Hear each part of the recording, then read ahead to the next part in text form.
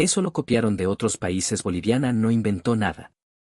Esa frase cayó sobre la mesa como una piedra lanzada en medio de un comedor universitario lleno de voces, bandejas, vasos de café y estudiantes que venían de todos los rincones del mundo. No fue una frase dicha al azar. No fue un comentario inocente. Fue una afirmación cargada de seguridad, de desprecio y, sobre todo, de esa arrogancia que a veces aparece cuando alguien cree conocer un país solo por titulares, memes, documentales incompletos y comentarios repetidos en redes sociales. Quien lo dijo fue un estudiante extranjero, orgulloso de su país, convencido de que las grandes civilizaciones modernas solo podían venir de Europa, de Asia o de Norteamérica. Frente a él estaba una estudiante boliviana, nacida en Cochabamba, criada entre mercados, buses llenos, conversaciones familiares sobre historia andina, y una admiración profunda por la manera en que los pueblos de esta parte del mundo han resistido, creado y sorprendido sin pedir permiso a nadie. A su alrededor, varios estudiantes dejaron de comer por un instante. Algunos se miraron entre sí. Otros bajaron la voz. Porque no era solo una discusión sobre inventos, turismo o comida. Era algo más profundo. Era una discusión sobre cómo el mundo mira a Sudamérica. Era una discusión sobre la forma en que muchos extranjeros hablan de Perú sin haberlo entendido jamás. Y, para ser sinceros, era también una discusión que nos toca a nosotros, los bolivianos, porque sabemos muy bien lo que significa que te miren desde arriba, que te reduzcan a clichés, que crean que un país andino solo puede ser atraso, pobreza o folclore para turistas. Pero a medida que la conversación avanzaba, aquella seguridad arrogante empezó a desmoronarse. Uno por uno, los prejuicios fueron cayendo. La idea de que Perú era solo un país pintoresco, caótico o bonito para fotos comenzó a ser reemplazada por una realidad mucho más grande, la de un país que ha construido identidad, influencia, gastronomía, historia, ingeniería, memoria y respeto internacional de una manera que muchos todavía no alcanzan a comprender. Y ahí estaba la pregunta que nadie quería hacer en voz alta: ¿por qué tantos extranjeros llegan a Perú con dudas, miedo o desprecio y terminan saliendo del país con lágrimas, respeto y una vergüenza silenciosa por todo lo que pensaban antes? Vamos a hablar de eso con calma, pero también con firmeza. Porque esta historia no es solo sobre Perú. Es sobre la mirada extranjera hacia el mundo andino. Es sobre cómo Bolivia y Perú, con sus heridas, su historia compartida, sus pueblos, sus montañas y sus contradicciones, han sido subestimados por demasiado tiempo. Hola, mi nombre es Valeria Quiroga. Nací en Cochabamba, crecí escuchando a mi abuela hablar del altiplano como si fuera un ser vivo, estudié relaciones internacionales en Estados Unidos y ahora curso una maestría sobre desarrollo, cultura y economía global en una universidad donde, supuestamente, todos hablan con datos. Digo supuestamente porque incluso en los lugares más prestigiosos del mundo, los prejuicios entran por la puerta principal vestidos de opinión académica. Desde niña aprendí que conversar con gente distinta era una forma de estudiar el mundo. En Bolivia, uno crece escuchando acentos diferentes, viendo formas de vida distintas, entendiendo que no es lo mismo la mirada de La Paz que la de Santa Cruz, la de Oruro que la de Tarija, la de Potosí que la de Beni. Por eso, cuando llegué a Estados Unidos, no me asustó la diversidad. Al contrario, me pareció familiar. Lo que sí me sorprendió fue descubrir cuánta gente muy educada podía hablar de América Latina con una ignorancia tremenda. Mi interés por estos temas nació en mi familia. Mi madre fue profesora de historia durante años. Ella siempre decía que la historia no es solo una lista de fechas, sino una batalla por la dignidad. Mi padre, comerciante, viajaba a veces a Desaguadero, a La Paz, a Puno, a Juliaca, y volvía contando historias de peruanos trabajadores, desconfiados al principio pero generosos cuando uno se ganaba su palabra. Él decía: con los peruanos hay que saber hablar, hija. No son gente de mucha vuelta cuando se trata de trabajar, pero tienen memoria. Si les fallas una vez, no se olvidan fácil. Si cumples, te abren la puerta. Tal vez por eso, cuando escucho a alguien hablar de Perú como si fuera un país inferior, algo dentro de mí se enciende. No por nacionalismo vacío, porque yo soy boliviana. Sino porque reconozco esa mirada. Reconozco ese tono. Es el mismo tono con el que muchos hablan de Bolivia. Es el mismo gesto de superioridad que nos pone a todos los andinos en una misma caja, pobres, caóticos, lentos, tradicionales, incapaces de competir con el mundo moderno. En la universidad he estudiado tecnología, economía, turismo, migración y cultura.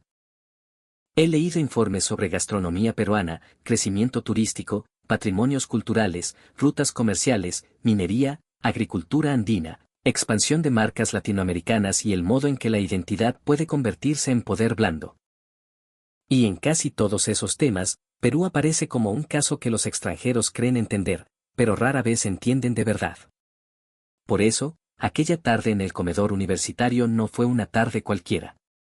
Era un día frío, de esos en los que el campus parece una postal, con hojas secas rodando por los senderos y estudiantes caminando rápido con bufandas, computadoras y vasos de café.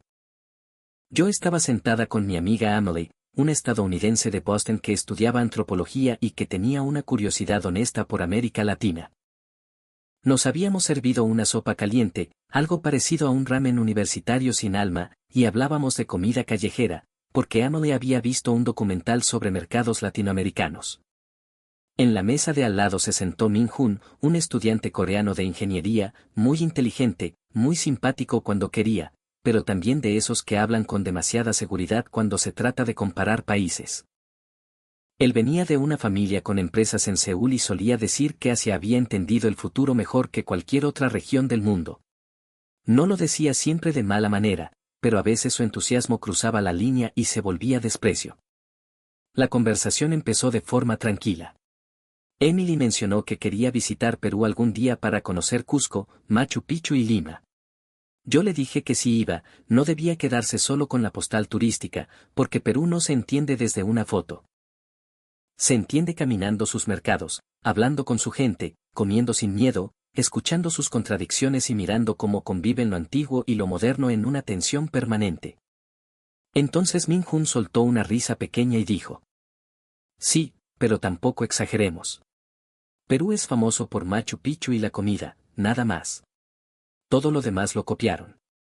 Turismo copiado, cocina inflada por marketing, historia usada para vender. No inventaron nada realmente moderno. La cuchara de Emily quedó suspendida en el aire. Yo lo miré con calma, aunque por dentro sentí ese golpe conocido, esa mezcla de rabia y cansancio que aparece cuando alguien habla desde la ignorancia con voz de experto. Min-Hun continuó: en Corea todos sabemos que muchos países latinoamericanos viven de vender pasado. Perú es bonito, sí, pero no es un país que haya aportado mucho al mundo moderno. Seamos honestos. Algunas personas alrededor se quedaron calladas. Una estudiante colombiana levantó la vista. Un mexicano sentado más allá murmuró algo. Emily me miró con cara de vas a responder. Respiré hondo. No quería convertir la conversación en una pelea. Pero tampoco podía dejar pasar esa frase, porque hay comentarios que, si uno los deja sin respuesta, se convierten en verdad para quienes escuchan. Así que dejé la cuchara, me senté recta y dije: antes de decir que Perú no inventó nada, deberíamos aclarar qué entiendes por inventar. Hablas de tecnología industrial, de gastronomía, de ingeniería antigua, de organización social, de medicina natural, de identidad cultural, de influencia global o de capacidad para transformar la percepción internacional de un país. Min-Hun sonrió con una seguridad todavía intacta. Todo eso. Perú es bueno para vender cultura, pero no para crear algo nuevo. La cocina peruana, por ejemplo, es mezcla de otros países. La arquitectura antigua ya estaba ahí. El turismo lo manejan agencias extranjeras. La minería depende de capital internacional. No veo la gran innovación. Emily abrió su libreta como si acabara de comenzar una clase inesperada. Bueno, dijo ella, intentando suavizar el ambiente, parece que tendremos un seminario improvisado. Yo sonreí apenas. Perfecto. Hagámoslo como corresponde. Sin gritar. Sin insultar. Con hechos. Porque una cosa es repetir prejuicios y otra cosa es analizar un país en serio. La mesa quedó en silencio. Incluso algunos estudiantes de alrededor empezaron a escuchar con más atención.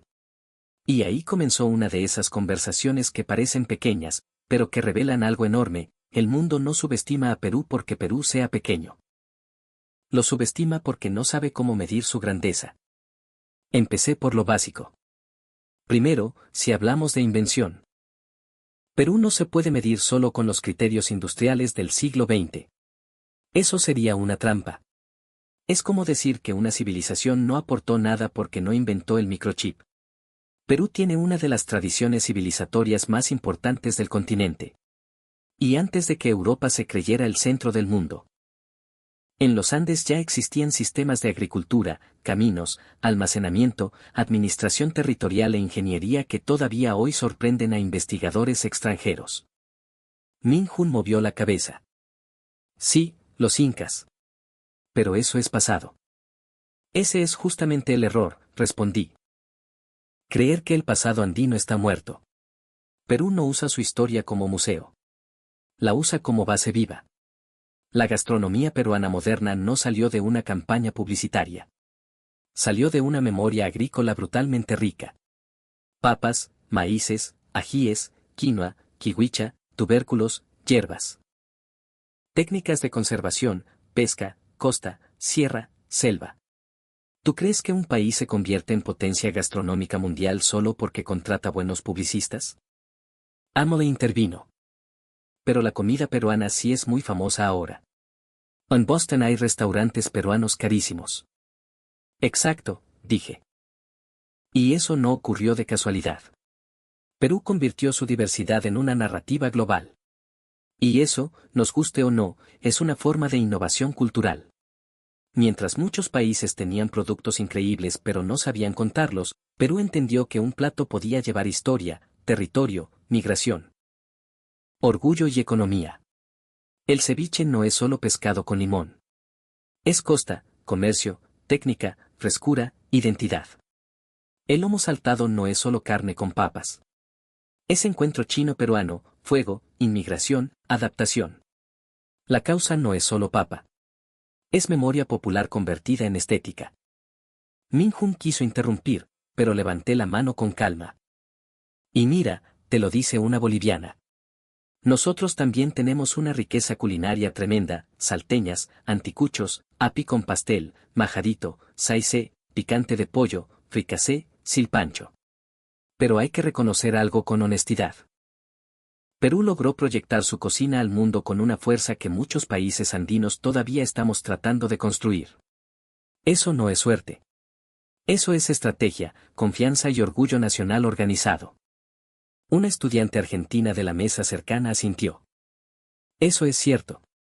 En Buenos Aires hay comida peruana por todas partes y mucha gente la respeta muchísimo. Minjun frunció el ceño. Está bien, gastronomía. Pero eso no es tecnología. ¿Seguro? Pregunté. ¿Qué es tecnología? ¿Solo chips y robots, o también es conocimiento aplicado para resolver problemas? Porque si hablamos de eso, las culturas andinas desarrollaron tecnologías agrícolas impresionantes, terrazas, canales, control vertical de pisos ecológicos. Conservación de alimentos como el chuño, sistemas de almacenamiento como los tambos y culas. Y no me digas que eso es irrelevante. En Bolivia sabemos bien lo que significa sobrevivir en altura, sembrar donde otros creen que no se puede, resistir climas duros y convertir limitaciones en técnica. Emily apuntaba rápido. Eso me parece importante. En Estados Unidos solemos separar tecnología de cultura, pero en realidad no deberían separarse. Exacto, dije. Y Perú tiene una continuidad de conocimiento que muchos extranjeros no ven porque esperan encontrar innovación con luces LED y pantallas táctiles. Pero hay innovación en una comunidad que conserva semillas durante generaciones. Hay innovación en una cocina que transforma biodiversidad en economía global. Hay innovación en un país que convierte un destino arqueológico en una marca mundial sin perder completamente su misterio. Minjun se recostó en la silla. Pero Machu Picchu ya estaba ahí. Perú solo lo vende. Ahí sentí que la conversación entraba en el punto central. Porque esa frase la he escuchado muchas veces. Ya estaba ahí. Como si conservar, interpretar, proteger y proyectar un patrimonio no fuera también una tarea gigantesca. Como si el mundo no estuviera lleno de maravillas abandonadas que nadie supo cuidar ni explicar. Machu Picchu estaba ahí, sí, respondí. Pero el mundo no se arrodilla ante una piedra solo porque la piedra existe. Se arrodilla ante el relato, la ubicación, la ingeniería, el misterio. La emoción y la forma en que una nación convierte ese lugar en símbolo. Perú logró que Machu Picchu sea una palabra reconocida incluso por personas que no saben ubicar bien Sudamérica en el mapa. Eso es poder cultural. Emily levantó la mirada. Cuando yo era niña, sabía que era Machu Picchu antes de saber mucho sobre Perú. Ahí está, dije. Ese es el punto. Perú entró en la imaginación global. Y entrar en la imaginación global no es fácil. Muchos países tienen paisajes hermosos. Muchos tienen ruinas, montañas, playas, comidas y música. Pero pocos logran que un lugar se convierta en sueño internacional. Perú lo hizo. Min-Hun tomó agua, esta vez sin sonreír tanto. Bueno, tal vez en turismo sí tienen fuerza. No solo turismo, dije. Perú también ha construido una reputación humana que muchos extranjeros no esperan. Y ahí viene lo más interesante. Porque el extranjero promedio que llega a Perú muchas veces llega con miedo. Ha escuchado que Lima es peligrosa, que el tráfico es un caos, que los robos, que la informalidad. Que la pobreza, que cuidado con todo. Y sí, Perú tiene problemas reales. No hay que romantizar. Pero lo impresionante es lo que ocurre después. Mucha gente llega esperando defenderse del país y termina siendo defendida por el país. Emily sonrió. ¿A qué te refieres? Me refiero a esas historias que se repiten, turistas que pierden una billetera y alguien se la devuelve, extranjeros que se enferman y una familia desconocida los acompaña, viajeros que llegan con desconfianza a un mercado y terminan sentados comiendo como invitados.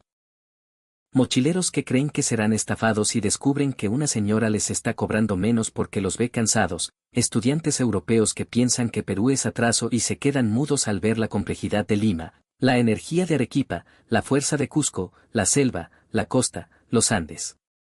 Una estudiante francesa de otra mesa se acercó un poco y dijo: Yo estuve en Perú el año pasado. Pensaba quedarme 5 días y me quedé 3 semanas. Me pasó exactamente eso. Llegué con miedo y terminé llorando cuando me fui. La mesa entera la miró. Min-Hun también. Ella continuó. En Lima perdí mi celular en un taxi. Pensé que ya estaba perdido. El conductor volvió al hotel casi 1 hora después para entregármelo. No quería aceptar dinero. Solo dijo que no quería que me quedara con una mala imagen del Perú. Eso me dio vergüenza. Porque yo sí había llegado con una mala imagen. El silencio cambió de peso. Ya no era tensión. Era atención. Yo miré a Min-Hun. ¿Ves? Ese tipo de experiencia no se fabrica en una campaña de marketing. Eso nace de una relación profunda con la dignidad. Perú no es perfecto. Bolivia tampoco. Ningún país lo es. Pero hay algo en nuestra región, especialmente en los Andes, que muchos extranjeros descubren recién cuando llegan. La gente puede tener poco y aún así actuar con una grandeza que desconcierta a quienes vienen de sociedades más frías. Amo le dijo en voz baja. Eso es fuerte. Lo es, respondí. Y para un público boliviano esto debería resonar mucho. Porque nosotros también conocemos esa hospitalidad que no presume. Esa señora que te aumenta un poquito más de comida, para que no te vayas con hambre. Ese chofer que te orienta aunque esté apurado. Esa familia que abre la puerta aunque no tenga de sobra. En Perú pasa algo parecido. Pero el mundo lo descubre como si fuera una revelación. Min-Hun se cruzó de brazos. Pero también hay corrupción, desigualdad, problemas políticos. Por supuesto, dije. Y hay que decirlo. Perú tiene crisis políticas, desigualdad, racismo interno, informalidad, inseguridad y conflictos sociales. Pero aquí está el detalle, los países poderosos también tienen problemas enormes, solo que aprendieron a venderse mejor. Cuando un país europeo tiene crisis, se dice que atraviesa una etapa difícil. Cuando un país andino tiene crisis, se dice que es prueba de inferioridad. Esa diferencia de trato es parte del problema. La estudiante colombiana de antes dijo. Eso pasa con todos nosotros. Exacto, respondí. Por eso esta conversación importa. Porque cuando un extranjero dice, Perú no inventó nada, no está hablando solo de Perú. Está repitiendo una jerarquía mental donde lo moderno siempre viene de afuera y lo latinoamericano solo recibe, copia o sobrevive. Pero Perú demuestra que también se puede crear desde la mezcla, desde la memoria, desde la cocina, desde el turismo, desde la música, desde el comercio, desde la identidad. Min-Hun bajó la mirada hacia su bandeja. Tal vez fui demasiado duro. No se trata de castigarte, dije. Se trata de mirar con más precisión. La arrogancia muchas veces nace de información incompleta. Emily aprovechó para preguntar. Valeria, ¿y por qué crees que tantos extranjeros cambian tanto de opinión cuando visitan Perú? Pensé unos segundos. Porque la respuesta no era simple. Creo que ocurre por contraste.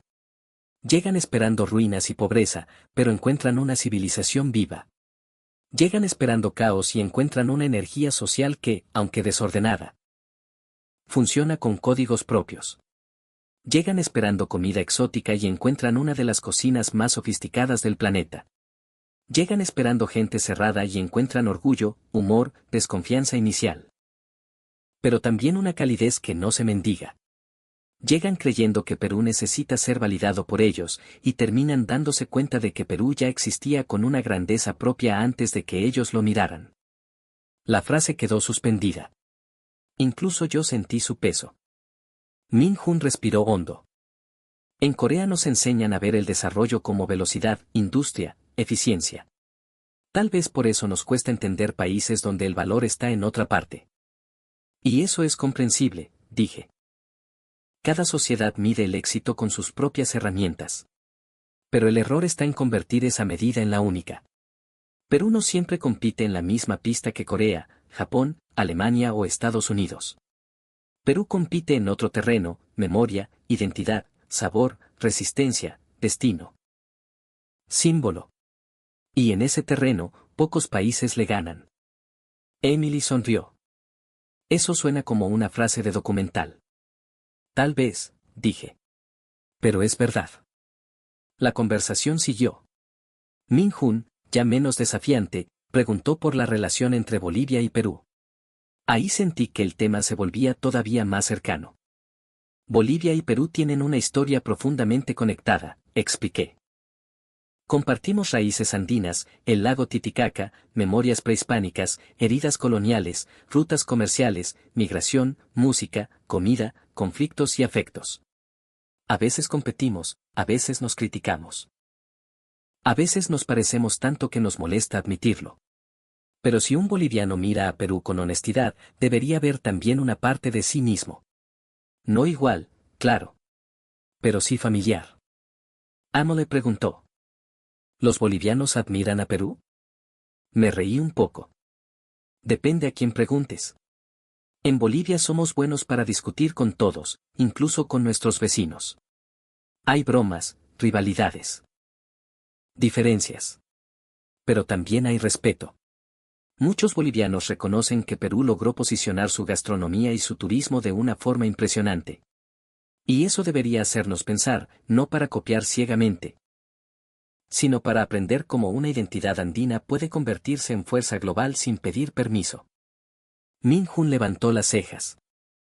Entonces Perú podría ser un ejemplo para Bolivia. En algunos aspectos, sí, dije. Y lo digo sin complejo. Bolivia tiene una riqueza cultural enorme, paisajes que podrían dejar sin palabras al mundo entero, desde el Salar de Uyuni hasta el Madidi, desde Tibanaco hasta Potosí. Desde el Carnaval de Oruro hasta las culturas amazónicas. Pero muchas veces nos cuesta construir una narrativa internacional sólida. Perú nos muestra que no basta con tener maravillas. Hay que saber contarlas, protegerlas, organizarlas y convertirlas en orgullo compartido. La estudiante francesa sintió. Cuando estuve en Perú, sentí que la gente repetía, esto es nuestro, con mucha fuerza. Exactamente, dije. Y esa frase es poderosa. Esto es nuestro. No desde el odio al extranjero, sino desde la conciencia de valor. Cuando un peruano defiende su ceviche, su papa, su pisco, su cusco, su música. Puede parecer exagerado para algunos. Pero detrás de eso hay una historia de haber sido subestimados y aún así decidir pararse firmes. Min-Hun sonrió con cierta incomodidad. En mi país también somos muy orgullosos. Tal vez por eso entiendo un poco. Entonces imagina que alguien llega y reduce tu país a clichés, respondí.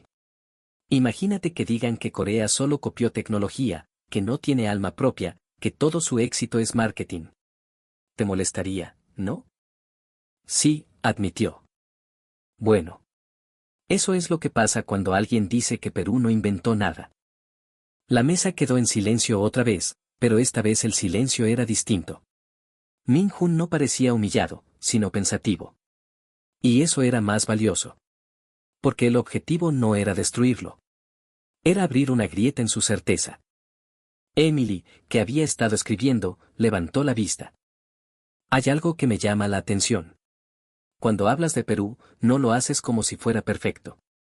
Lo defiendes, pero no lo idealizas. Porque idealizar también es una forma de mentir, dije. Perú tiene problemas serios. Hay peruanos que sufren, que migran, que desconfían de sus autoridades, que se cansan de la desigualdad, que sienten que el país no les devuelve todo lo que ellos dan. Pero eso no cancela su grandeza. Al contrario, la vuelve más compleja. Lo impresionante no es que Perú brille porque todo está bien. Lo impresionante es que brilla a pesar de todo. La colombiana murmuró. Eso sí es América Latina. Sí, dije. Brillar a pesar de todo.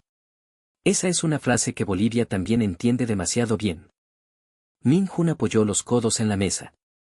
Entonces, según tú, ¿cuál es el mayor aporte moderno de Perú al mundo? La pregunta era directa. Me gustó. El mayor aporte moderno de Perú, dije lentamente, es haber demostrado que una nación del sur global puede transformar su herencia cultural en prestigio internacional sin dejar de ser profundamente local. Perú convirtió lo que antes muchos miraban como atraso, la comida de mercado. Los ingredientes indígenas, las ciudades caóticas, la mezcla racial, las tradiciones populares, en una marca de orgullo global. Eso es revolucionario. Emily sonrió. Eso sí es una invención. Claro que lo es, respondí. Inventar no siempre significa crear un objeto desde cero. A veces inventar es cambiar el significado de algo. Perú tomó elementos que el mundo veía como folclore y los convirtió en alta cocina, turismo de élite, identidad nacional, tema académico. Deseo internacional. Eso no es menor. Eso es reescribir la mirada global. La estudiante francesa dijo. Después de ir a Perú, yo empecé a ver América Latina diferente. Ahí tienes otra prueba, dije. Perú funciona como puerta emocional para muchos extranjeros. Llegan pensando que vienen a ver ruinas y terminan cuestionando su manera de mirar el mundo. Y eso, para mí, vale tanto como una patente. Min-Hun dejó escapar una risa suave. Me estás convenciendo demasiado. No soy yo, respondí. Son los hechos que no estabas mirando. El comedor empezó a recuperar su ruido normal. Bandejas moviéndose, sillas arrastrándose, estudiantes hablando en varios idiomas. Pero nuestra mesa seguía atrapada en esa conversación. Min-Hun, más tranquilo, dijo. Creo que en mi cabeza Perú estaba en una categoría muy simple. Turismo, pobreza, ruinas, comida. Nada más. Ahora veo que tal vez esa simplificación era injusta. Lo era, dije. Pero también es común. A muchos extranjeros les pasa. Incluso algunos latinoamericanos caen en eso. Miran a Perú desde fuera, sin entender la densidad que tiene. Y por eso se sorprenden cuando llegan. Porque esperan un país pequeño en significado y encuentran un país enorme en símbolos. Amo le preguntó. ¿Y qué dirías a los bolivianos que ven este video? Miré hacia la ventana. Afuera, las hojas seguían cayendo. Pensé en Bolivia, en sus calles, sus mercados, sus montañas, sus discusiones eternas, sus heridas y su belleza. Les diría que mirar a Perú con respeto no nos hace menos bolivianos. Al contrario, nos ayuda a entender lo que también podríamos fortalecer en nosotros. Perú no es un modelo perfecto, pero sí es una prueba de que lo andino puede conquistar el mundo cuando se organiza. Se valora y se cuenta con seguridad. Los bolivianos no deberíamos mirar ese éxito con envidia barata, sino con inteligencia. Porque si Perú logró que el mundo se emocione con su cocina, sus ruinas y su identidad, Bolivia también puede hacer que el mundo se emocione con su historia, su diversidad y su fuerza. Min Hun escuchaba con atención. Eso me parece muy honesto, dijo. Es que la admiración no tiene por qué ser sumisión, respondí. Uno puede admirar a un vecino y al mismo tiempo reconocer sus propios valores. Bolivia tiene lo suyo. Perú tiene lo suyo. Pero ambos comparten algo que el mundo moderno necesita entender mejor, la dignidad de los pueblos que fueron subestimados y que aún así siguen de pie. Emily cerró su libreta. Creo que esta conversación me hizo querer visitar Perú más que cualquier documental. Entonces visita, dije. Pero ve con humildad. No vayas solo a consumir paisajes. Ve a escuchar.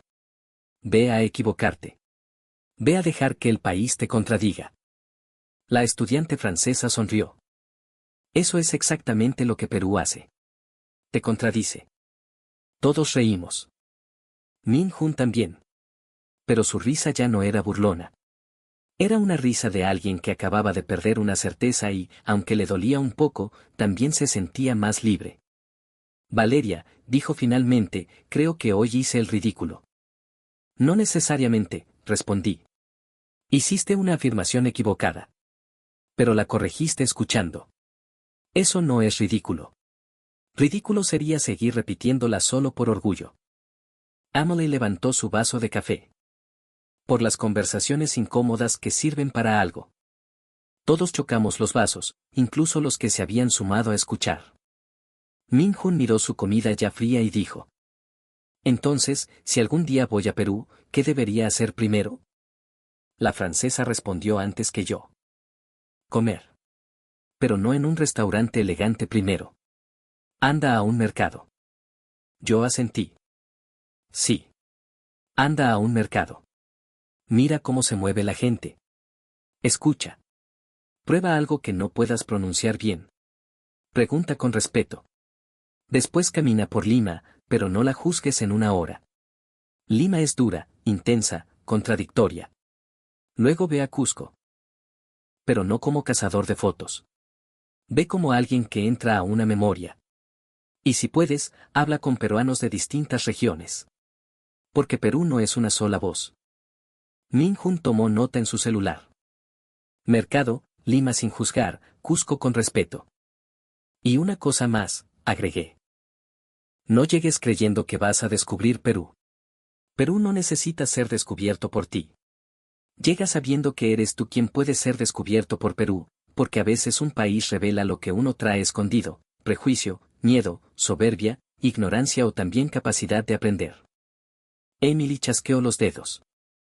Esa frase es fuerte. Es verdad, dije.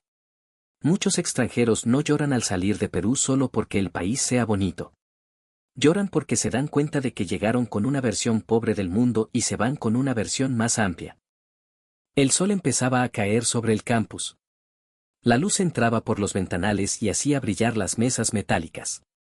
Me recordó a esas tardes en Cochabamba cuando el cielo se vuelve dorado y uno siente que la vida, por un momento, se queda quieta. En ese comedor lejano, rodeada de estudiantes de países poderosos, sentí una certeza sencilla: nuestras historias andinas todavía tienen mucho que enseñar, incluso a quienes creen haberlo aprendido todo. Min Hun se levantó para llevar su bandeja. Antes de irse, se detuvo. Valeria, perdón por lo que dije al principio. No sabía que sonaba tan despectivo.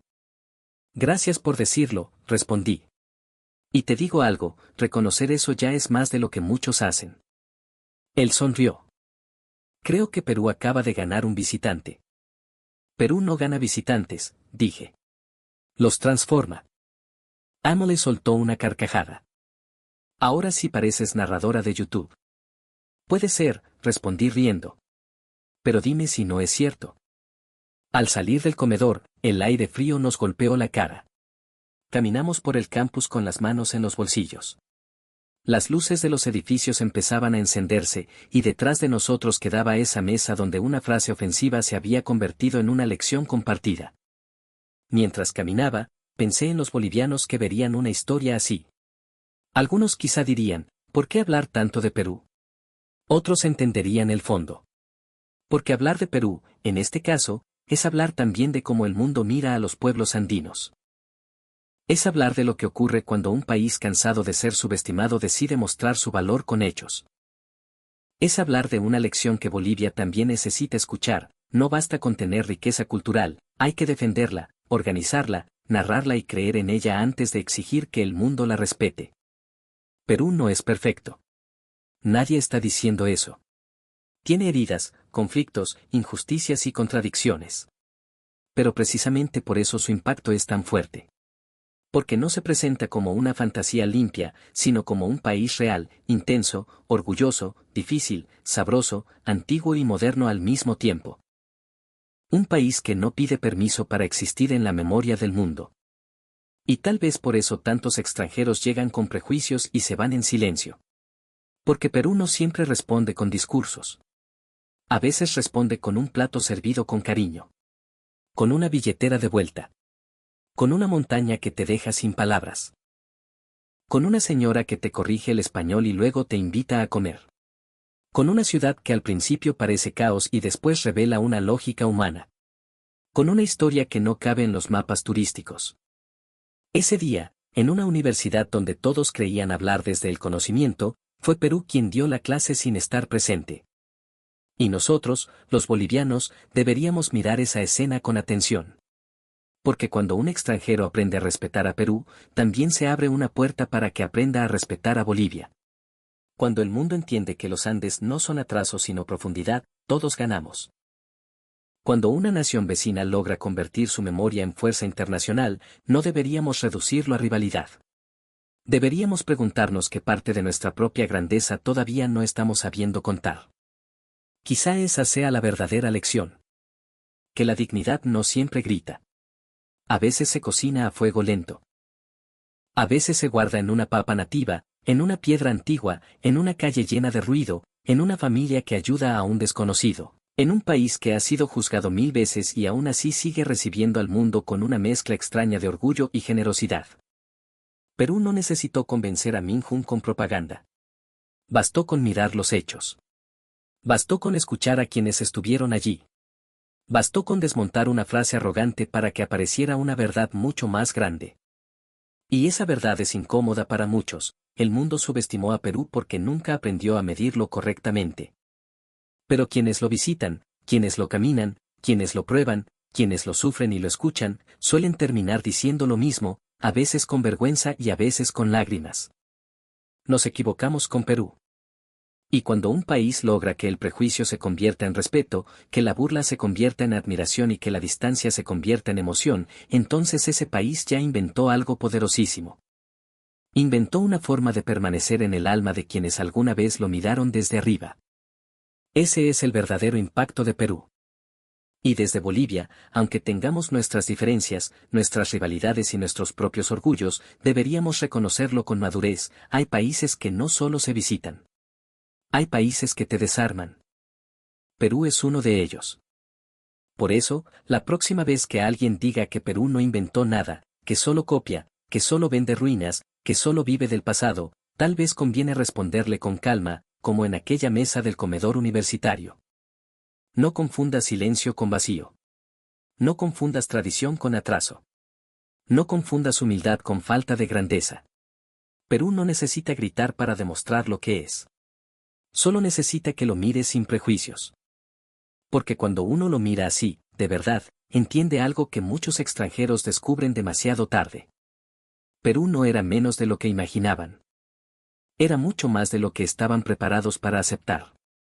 Y esa, amigos, es la razón por la que tantas personas llegan dudando, criticando o burlándose y terminan saliendo con la mirada cambiada, el corazón apretado y una frase clavada en la garganta. Nos mintieron sobre Perú. Gracias por acompañarme hasta el final.